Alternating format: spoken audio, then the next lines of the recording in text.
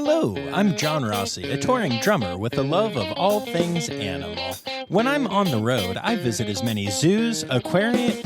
Hey, wait a minute. What's going on? Hey, what's going on there? Hello? Hello? Hello? We interrupt your regularly scheduled program to bring you Rossifari Zoo News. News you can use from the world of zoos and conservation. Every week, we bring you breaking news and analysis from around the globe, featuring the animals you love and the people who care for them. And here's your anchorman, John Rossi. Hello, hello, hello, and welcome back to Rossifari Zoo News, our weekly look at things happening in the world of zoos, aquariums, conservation, animals, all that good stuff, presented in a newscasty format because that's what I decided to make Zoo News. Sometimes I start saying things and I don't know where I'm going with them, and then I find out that the answer is nowhere in particular. But hey, I gotta have content, so there you go. You're welcome? ? Anyway, I wanted to tell y'all that California is still going super well. But in fact, you know, I got to be honest with you, in the last 3 days, including today, Wednesday, when I'm recording this, I have been to 4 facilities. I went to Happy Hollow. I went to Charles Paddock Zoo. I went to the Santa Barbara Zoo, and then I spent the day at the San Diego Zoo again today. And y'all, I'm tired. And I'm going to the San Diego Zoo Safari Park again tomorrow. And yeah, you know what? Screw it. I'm going to go to bed. And what I want y'all to do is go to Google and just start searching for some zoo news and spend a half hour, and you'll probably find stuff. It'll be great. So thank you for listening. No, I'm kidding. I'm totally kidding. We're going to do the zoo news stuff, and it's going to be awesome. And if this is your first time here, I just want to let you know that this is a crowd-sourced news show. Meaning that if you are on the interwebs and you happen to see something that is zoo or animal or conservation newsworthy, then you can tag me in it at Rossifari on social media, at RossiFariPod on TikTok, or email it to me, rossifaripod@gmail.com, and I'll say your name at the end of the episode. Woo! So, yeah, that's how this works. And I'm too tired to keep improvising more stuff at the beginning of this, so I'm going to throw it to the commercial. Today's episode is brought to you by Daydreamer Studios. Do you have stories and expertise to share with the world? Have you ever thought about starting your own podcasts? There's no better time to start than now with the help of a trusted production partner. Daydreamer Studios is a full-service production company that takes all the stress off your plate.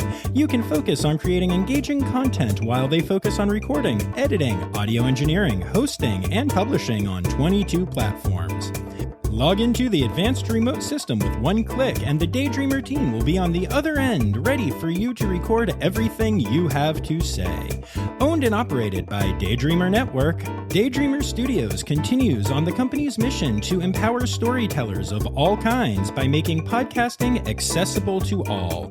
For more information and current promotions, visit daydreamernetwork.com/studios. Oh, okay, cool. So I totally remembered something that happened today that has nothing to do with animals, but was really stinking cool. So I'm going to tell you about it, and then we'll get to the news.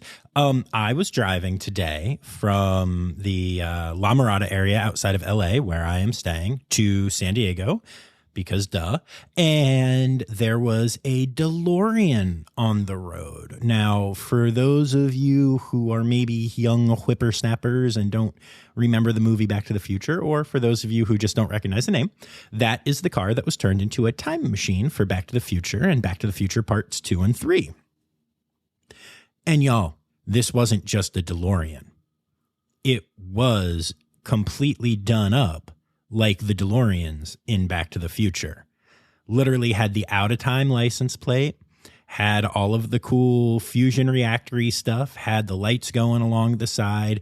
Even inside, everything was there. They had the flux capacitor, they had the alarm clock, they had the old computery stuff where you could enter in the date that they were going to, all of it. It was the coolest thing. And I looked at the dude who was driving it, and it sadly was not Marty McFly, but it was just like some like older dude, and he just looked at me and nodded, and it wasn't even like, I don't know, it was just, he was like, yeah, I'm cool. I have a cool car and I know it. I don't know. It was awesome. So I got to see a DeLorean just cruising down the 5 today. I don't know. But, and yes, I've been in California long enough where I get to call highways the followed by the number. It's a thing. So anyway, with all of that said, it is time to get to 1, 2, 3, 4. Ow, that's a funky monkey, tree kangaroo, or a binturong. It's Zoo News. Yeah. All right, so if you can't tell from literally every single solitary episode of this podcast ever, I think zookeepers and other people that work at zoos and aquariums and stuff are incredible. They're beyond incredible. They are amazing humans with great hearts that do a ton of really hard work to love their animals. And there was a huge winter storm that hit like half the country earlier this week. It was named Winter Storm Landon, and it dumped a ton of snow on a ton of places, as well as ice and other unsafe things. And all around the country, zookeepers were doing things to keep their animals and their facilities safe. In a lot of places that got a lot of snow, including some of our good friends at Cincinnati, I know did this, the keepers actually spent the night at the zoo. That not only gives them the ability to be there the next day to, do their jobs and take care of animals, but also means that if there are any major power outages or anything like that, they can be there to check on the backup generators. They can be there to quickly move animals should anything happen with a building or an enclosure or anything like that. They're there, they're on site, they are ready to take care of the emergency. And from the pictures and videos that I've seen, seems like kind of universally wherever they were, they would also hole up in some big area with their sleeping bags or cots and like watch movies and make popcorn. And it's definitely a huge sacrifice, but it's also cool to see them, bonding and having it be a good, fun experience. And, even the people that didn't stay overnight, there were a whole lot of people that had to risk their lives driving in crazy conditions the next day, and a whole lot of carpooling where the person with 4-wheel drive had to go and pick up all their coworkers and leave super early and stay super late because some people couldn't make it. So work had to be divvied up amongst smaller staffs. And I just think it's so cool to remember that these people are there doing this kind of thing for the animals always. So to all of the keepers and aquarists and biologists and everyone else involved at these zoos that either spent the night or had to risk their lives or even just be out in the cold shoveling frozen poop, thank you all so much. And to everyone listening, just remember that is yet another aspect of this incredible but incredibly challenging at times career. Congratulations are in order to the Cincinnati Bengals and the Los Angeles Rams, the two football teams that will be competing in the Super Bowl this Sunday. On a side note, we're playing a show over the Super Bowl. I have the feeling that there's not going to be much of an audience for that one, especially given that we are in the LA area and the Rams are in the Super Bowl and also hosting the Super Bowl. But, hey, whatever. That part's not the zoo news part, and neither is the fact that both teams are animals, although, yay, both teams are animals. But the reason that I'm telling you this is that you should definitely hop on Instagram and go and see if any of the zoos and aquariums that you love are using their animals to prognosticate which team is going to win the Super Bowl, because this has become a more and more common trend over the years, and it's really adorable. The general trend is that an enrichment item will be put out for each team, and the animal will invariably choose to engage with one of them first, and that is the animal choosing the winner.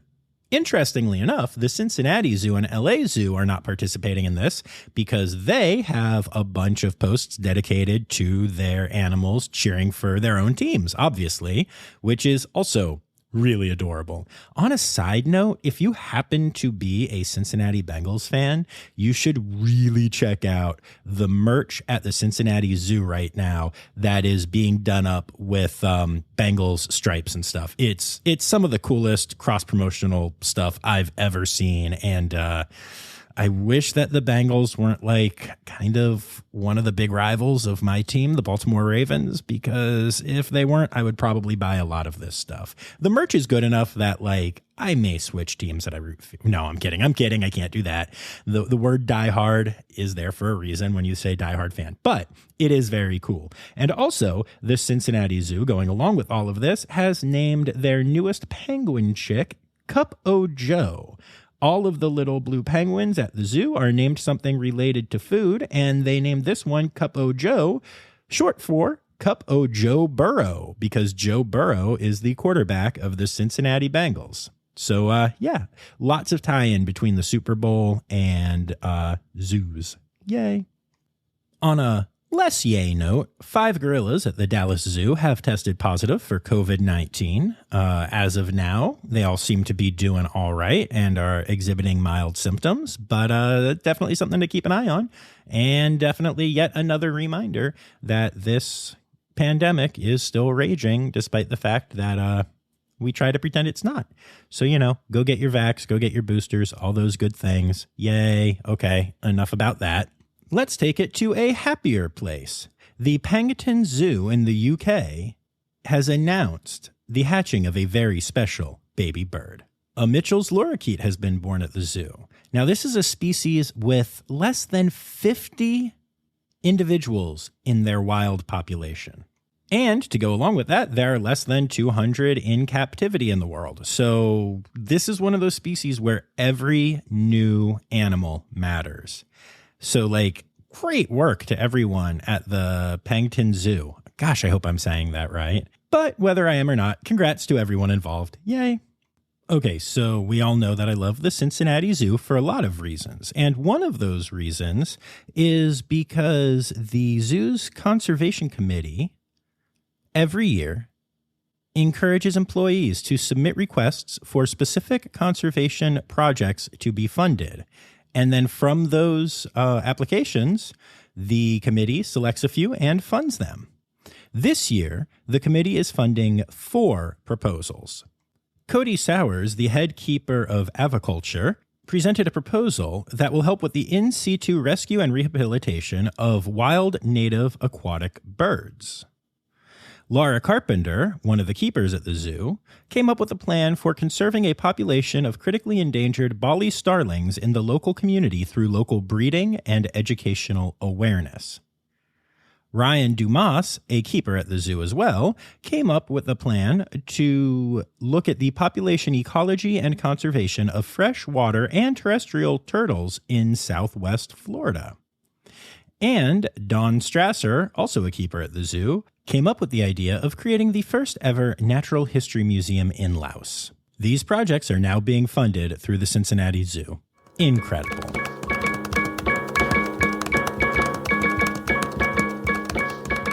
All right, y'all. So I'm going to break in here with some really interesting kind of breaking news. I'm going to spend the rest of the episode on this topic that has come up and is kind of a big deal. Real quick, let me give you your animal holidays for the week, because I know you love those.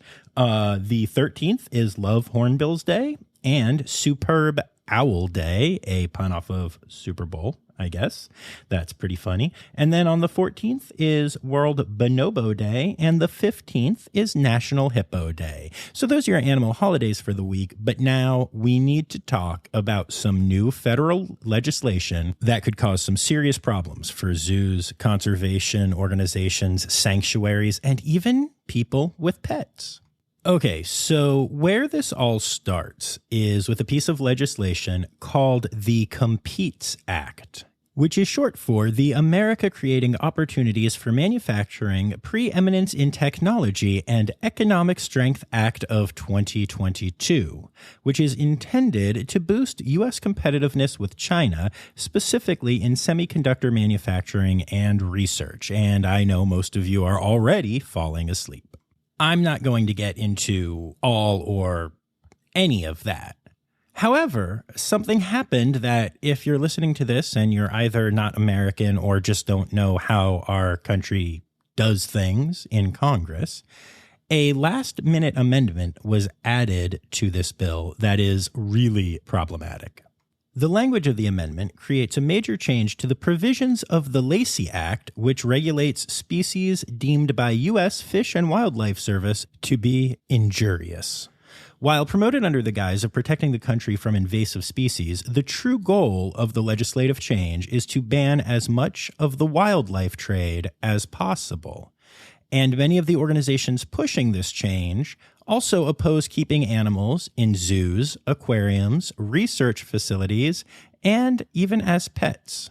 By attaching this as an amendment to a popular piece of legislation that was clearly going to pass on its own, representatives are attempting to avoid attention and pushback from the millions of Americans who will be affected by this, and also to bypass congressional hearings on whether this is even kind of a good idea.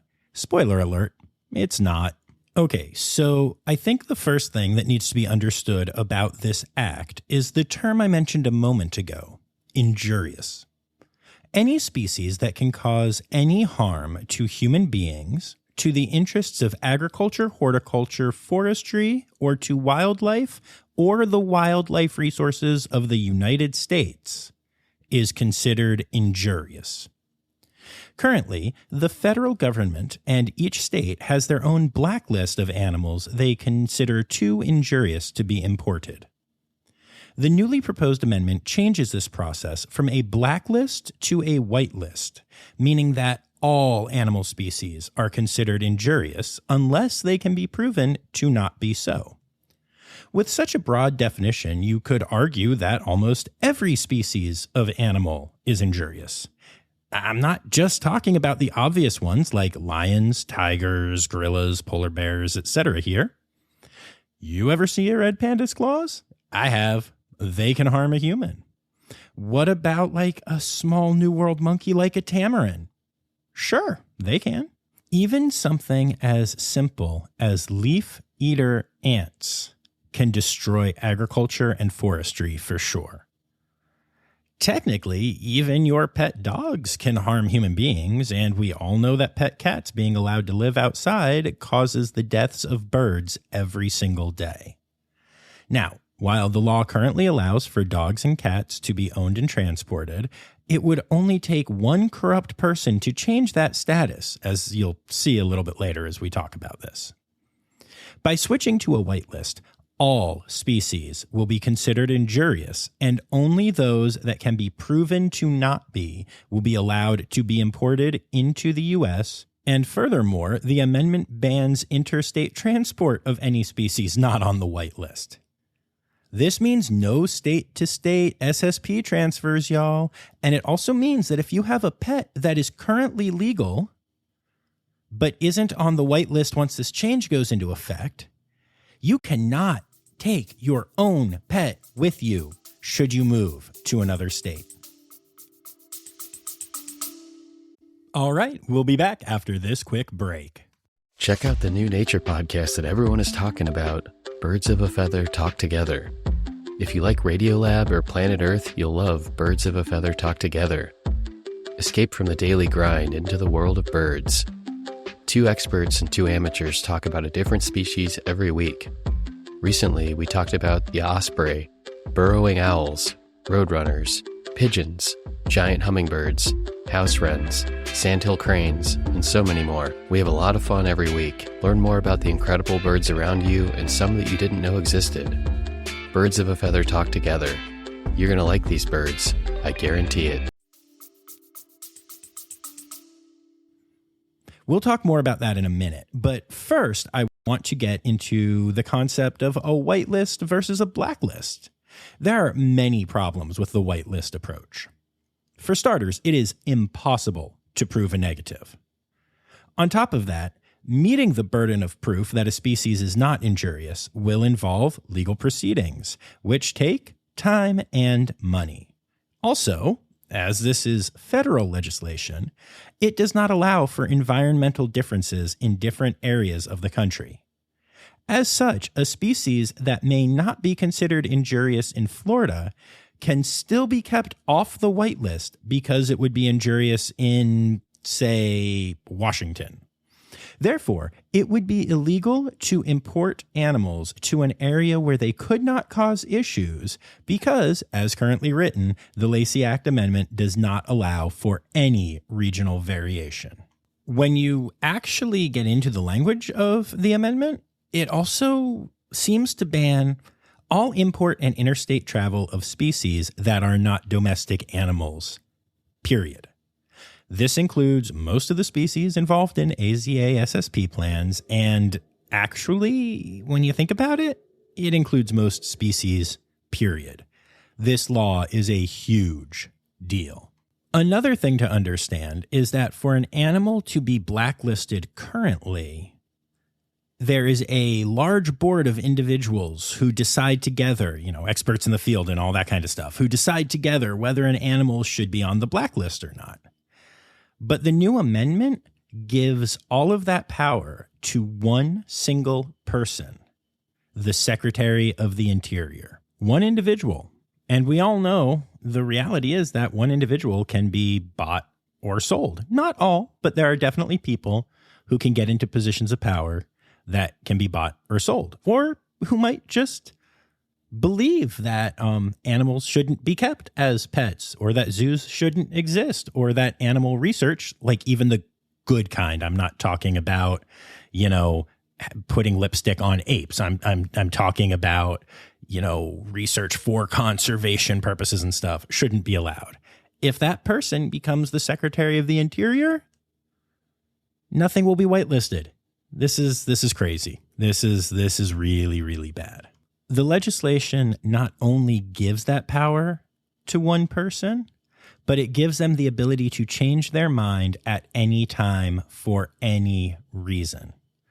Even animals that have been whitelisted can be unlisted by an emergency declaration, which would then lead to additional time and financial sacrifices to get the animal back on the whitelist. So even if an animal is whitelisted, if certain people are able to convince the Secretary of the Interior to keep taking it off the whitelist, then it could just be an endless battle going back and forth until people give up. I'm so disgusted by all of this. Now, I know you may be thinking, yeah, but what are the odds that the government will actually not put popular pets or captive species on the whitelist? Well, first of all, congrats on not being as cynical about our government as I am. But second, it already happens in certain states. The state of Pennsylvania has blacklisted all crayfish in an effort to prevent the invasion of rusty crayfish, which legitimately pose a risk to native ecosystems. However, by making it a blanket ban on all crayfish, the state has also banned Mexican orange dwarf crayfish. This species is incredibly beautiful and is very popular in home-based tropical aquariums. An ecological risk screening by the U.S. Fish and Wildlife Service gives this species a climate match score of 0, meaning the species presents no invasion risk in Pennsylvania. However, the PA legislature just decided to ban all crayfish. Easier, right? Simple. Thus, it is illegal to have orange dwarf crayfish in Pennsylvania. If the Lacey Act Amendment is passed as written, since the state of Pennsylvania has declared all crayfish to be injurious, it will be illegal to transport any across any state lines, even for a person moving from one state where they are currently legal to another in which they are also currently legal. Sure, the crayfish owner in question could take their case to the government, but again, we're talking time, money, bureaucracy, and a lot of people just don't have the resources to deal with all of that. Also, and maybe the thing that makes me the saddest about all of this, is that the act specifically takes away the ability of animals to be transported for their own welfare. If you've been listening to Zoo News for a while, you know the story of Captain Cal, Goldie, and Poppy, the 3 cougar cubs that were saved from California wildfires and given a forever home at the Columbus Zoo when no local facilities were able to take them in. That move would now be illegal. Do you remember Jackson and Cheyenne, the amazing grizzly bears you actually got to hear on this podcast just a few weeks ago? They were rescued out in Wyoming after their mother died, and they were too young to fend for themselves. The Akron Zoo was able to take them in and raise them and literally saved their lives. Again, this would now be illegal if this amendment is signed into law. These are animals that anyone who is a fan of the podcast knows and loves, and their lives would have been drastically worse if a law like this were in place when they were rescued. The amendment also prevents the legal trade of exotic species that are already in the U.S., often for decades, and proposes making their ownership illegal. Banning those species will risk increasing the behavior that we already hear about way too often, in which people dump animals into the wild near their homes for fears of getting caught with an illegal pet. This is a major problem in the country already, and this will only make it worse. Furthermore, there is evidence that the trade of exotic species in the U.S. has actually helped with in situ conservation. Evidence shows that the proper and safe domestic breeding of many species of reptiles, birds, invertebrates, and more has reduced the demand for those species in the illegal wildlife trade. In other words, if you want an exotic animal, you're more likely to go to a reptile show or look for responsible breeders online than to engage in the illegal wildlife market. As such, demand and prices for many of those animals have declined significantly, leading to a reduction of the removal of those species from the wild. Now, obviously, poachers won't be deterred by this new law, as they are already breaking the law to engage in their trade. So it is reasonable to conclude that the illegal wildlife trade will actually benefit from this legislation. And that just obviously sucks. And then one additional problem with this legislation is that the U.S. Fish and Wildlife Service is already underfunded and overburdened. Even the current Red Wolf initiatives we talk about a lot on this podcast are underfunded and are suffering.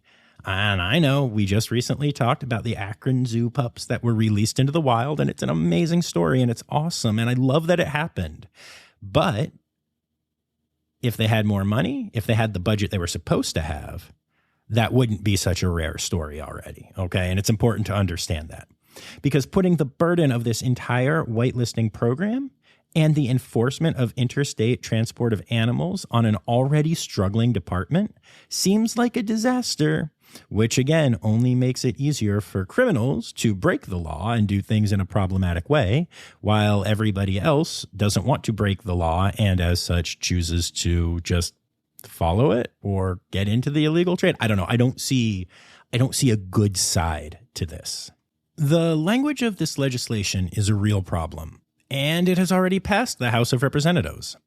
At this point, the legislation is being considered in the Senate. A couple of things can happen. The Senate bill could be an exact copy of the House one, including the amendments, or it could be a similar bill without the amendments that would pass, at which point the two bills would go into a process known as reconciliation, which is when the two bills are merged into one with elements added and removed until the law is the same in both the House and the Senate, and at which point it would be expected to be passed. So, will this amendment pass the way our government works? Seems like a crapshoot to me. It is incredibly important that the amendment not be allowed to pass through this process and get signed into law. Even if you're not convinced by what I just told you, I think we can all agree that no major law changes should just be added into an unrelated bill and passed without debate or public comment. Underhanded, unethical stuff like this is a huge problem in the United States government, and now it is poised to hurt wildlife conservation, the legal pet trade, and possibly even zoos and aquariums. So please consider calling or emailing your senators to encourage them to not pass the Competes Act with this injurious amendment. One final note on this bit.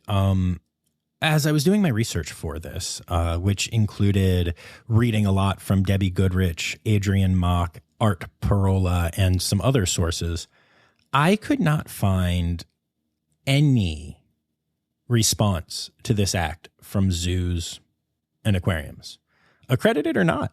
I was curious to see what was out there, and I didn't find anything. I know from conversations that a lot of zookeepers and other people in the field are incredibly concerned.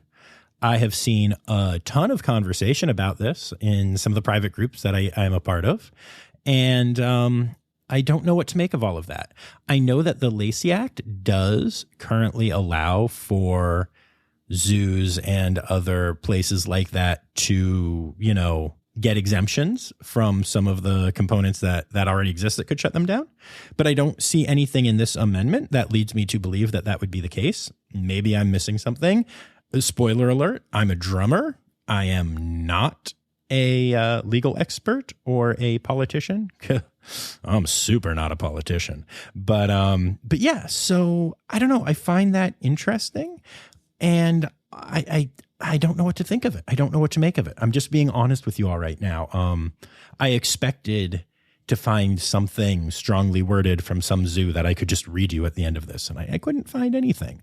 But regardless, this matters. Even if you take the zoo component out of it, it matters for the legal pet trade, for the wildlife conservation stuff, for a lot of stuff that we all care about and support, regardless, like beyond zoos and aquariums. So, yeah, but I wanted to be honest with my audience and say that I haven't, found the statement from X zoo saying we need to stop this legislation. And I found that interesting.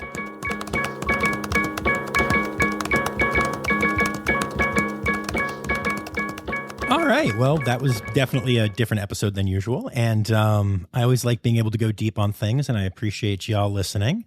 I want to say thank you to Laura Schenk, my Red Panda level patron. And I wanted to say thank you to the following people who contributed stories for this week. Some of them obviously didn't make the podcast, but I still have them all. So they will probably make, next week's episode or weeks from now, whatever. Y'all know how this works. But yes, so thank you to Anya Keene, Colleen Lenahan, Kim Cooley, Hippie Ape on Instagram, Carrie Kirkpatrick, Liz Dunlevy, Dylan Hoy, and Jess Smallwood for contributing to this week's episode. And remember, friends, the phrase newsy credits backwards is Steiderk Yiswen. The Rossifari podcast is produced, hosted, and engineered by John Rossi. Editing and fact-checking by John and Dr. Zoe Vesley Gross. Our theme song is Sevens by Nathan Burke, performed by Nathan and John. Interrupting John theme and additional voices by Taylor Isaac Gray. You can reach John directly on Instagram and Facebook at Rossifari or by email at rossifaripod@gmail.com. Rossifari is part of the Daydreamer Media Network. Now, stop listening to me and go visit a zoo.